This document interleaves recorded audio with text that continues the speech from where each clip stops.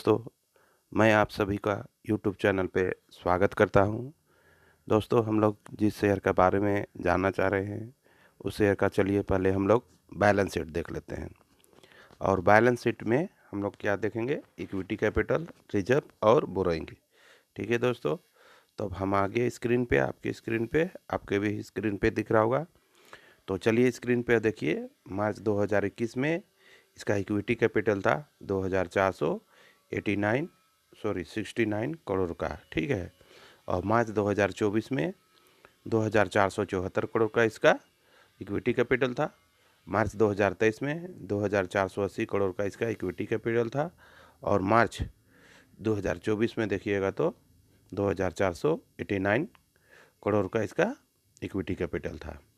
अब चलिए इसका हम लोग रिजर्व देख लेते हैं। रिजर्व कितना था 2021 में? तो इसका रिजर्व था 16,304 करोड़ का। ठीक है दोस्तों, मार्च 2022 में 17,474 करोड़ का। उसके बाद में मार्च 2023 में 19,049 करोड़ का इसका रिजर्व था। और मार्च 2024 में देखिएगा तो 20,950 करोड़ का। तो देखा आपने, धीरे धीरे इसका रिजर्व बढ़ रहा है, सेल्स भी बढ़ रहा है। ठीक है, अब बोरोइंग देखिए, बोरोइंग कौन हालत में। चलिए बोरोइंग को भी देख लेते हैं। तो बोरोइंग इसका मार्च 2021 में 88,592 करोड़ का बोरोइंग था। वहीं मार्च 2022 में देखिएगा तो 85,237 करोड़ का। उसके बाद में मार्च 2023 में 83,105 करोड़ का बोरोइंग था। और मार्च 2024 में 76,603 करोड़ का। तो धीरे धीरे ये अपना बोरोइंग को भी कम करते जा रहा है। आज ज़्यादा है, लेकिन डरना घबराना नहीं है। अपना इसको फाइनेंस का कंपनी है, इसलिए ये थोड़ा मोड़ा इसका स्टेप से रहता है इसका। तो चलिए हम लोग इसका नेट प्रॉफिट देख लेते हैं, सेल्स देख लेते हैं। तो सबसे पहले हम लोग सेल्स देखते हैं। आपके स्क्रीन पे दिख रहा होगा सबसे ऊपर में इसका सेल्स। तो मार्च 2022 में इसका सेल था 11,930 करोड़ का। और मार्च 2023 में बढ़कर 12,775 करोड़ का। और फिर वहाँ मार्च 2024 में भी बढ़कर 13,581 करोड़ का। और करंट में भी देखिएगा तो 14,204 करोड़ का इसका सेल्स था। तो धीरे धीरे सेल्स भी बढ़ रहा है, बढ़िया बात है। अब चलिए, आपको नेट प्रॉफिट दिख रहा होगा सबसे नीचे मोटा अक्षर में। तो मार्च 2022 में 1,049 करोड़ का इसका नेट प्रॉफिट था।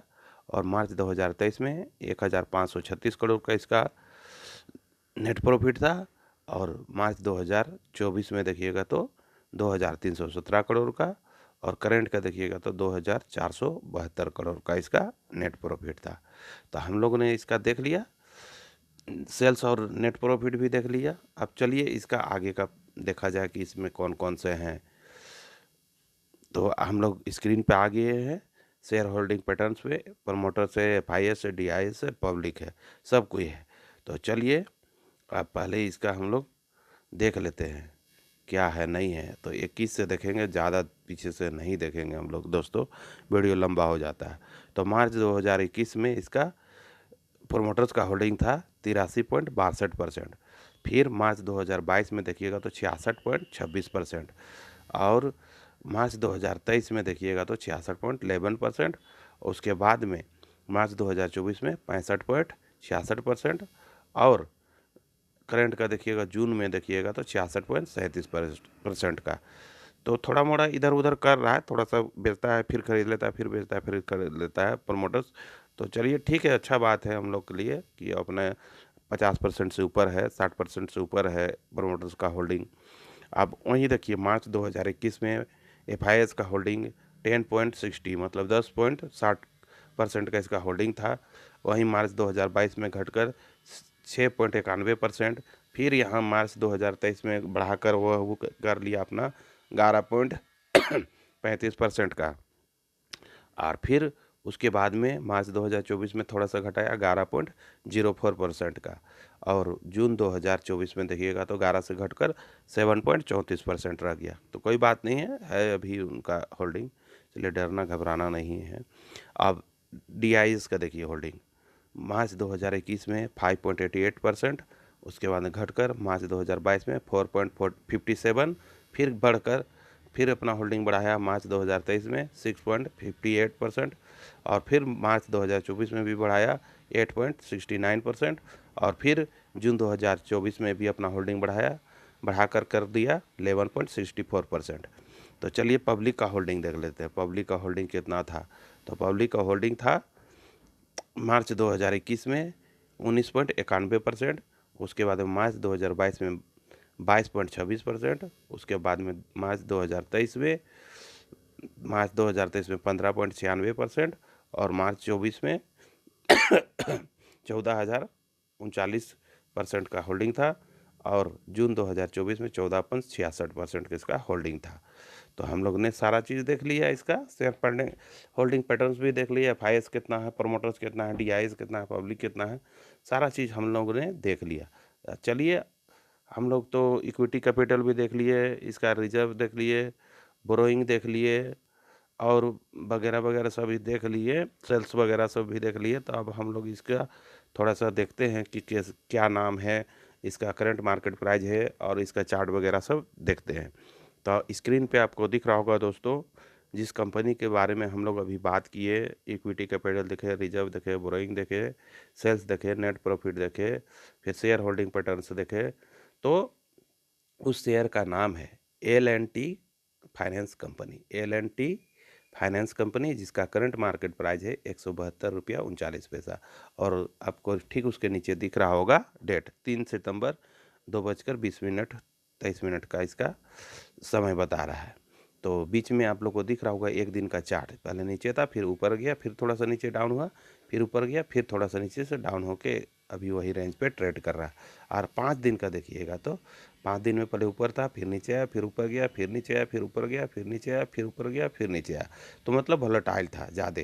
अगर 1 महीना का चार्ट देखिए तो पहले ऊपर था, फिर नीचे आया, फिर ऊपर गया, फिर नीचे आया, फिर ऊपर जाते जाते एक ही रेंज पे ट्रेड किया। और परसेंटेज में देखिएगा तो 2.24% का इसका प्रॉफिट है। ठीक है दोस्तों, अगर 6 महीना का इसका चार्ट देखिए तो पहले नीचे था, और थोड़ा और नीचे गया, फिर ऊपर गया, फिर नीचे आया, फिर एक ही रेंज पे ट्रेड किया, और परसेंटेज में देखिएगा तो 2.5% का मोटा मोटी ये प्रॉफिट बना के दे दिया। अब चलिए इसका मार्केट कैप देखते हैं। सबसे नीचे आप लोग को राइट साइड में दिख रहा होगा मार्केट कैप। तो मार्केट कैप इसका है 42.22 थाउजेंड करोड़ रुपया, 42.22 थाउजेंड करोड़ रुपया इसका मार्केट कैप है। और हाई देखिएगा तो 173.90, और लो देखिएगा तो 170.83 रुपया। ये तो आपने सारा चीज़ देख लिया। अब चलिए इस शेयर के बारे में थोड़ा हम लोग डिस्कस कर लेते हैं, क्या है, नहीं है, लेना चाहिए कि छोड़ देना चाहिए।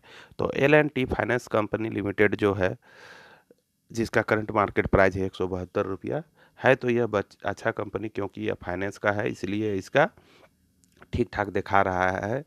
फाइनेंस कंपनी का थोड़ा सा बोरोइंग ज़्यादा ही रहता है, बोरोइंग वगैरह, लेकिन इसका रिजर्व और इक्विटी कैपिटल सब तो धीरे धीरे करके साल दर साल बढ़ते जा रहा है, और रिजर्व भी अपना धीरे धीरे कम करते जा रहा है। उस लिहाज से यह शेयर बढ़िया शेयर है। जहाँ तक मेरा रिसर्च है, जहाँ तक मेरा जानकारी है, इस शेयर बढ़िया शेयर है, और इस शेयर को थोड़ी थोड़ी मात्रा में बाय करना चाहिए। लेकिन दोस्तों मैं कहना चाहूँगा कि मेरे अनुसार से यह शेयर अच्छा है या मेरे अकॉर्डिंग अच्छा है, तो ज़रूरी नहीं है कि आपके अनुसार से भी अच्छा ही होगा। इसलिए जहाँ तक मेरा कहना है कि आप लोग अपने से रिसर्च कर ले, थोड़ा सा ठोक बजा के देख ले, उसके बाद में ही जैसा आपका मर्जी हो वैसा कीजिएगा। लेकिन कहना चाहूँगा कि जब भी बाय कीजिएगा तो आप थोड़ी थोड़ी मात्रा में बाय कीजिएगा, क्योंकि दोस्तों देखिए, एक ही बार में हुज क्वांटिटी लेने से कल हो सके ये शेयर गिरेगा, तो वैसे समय में आप लोग का लॉस भी, फाइनेंशियल लॉस हो सकता है। इसलिए मैं कहना चाहूँगा कि आप लोग इसे ठोक बजा के देख के थोड़ी थोड़ी मात्रा में बाय कीजिए।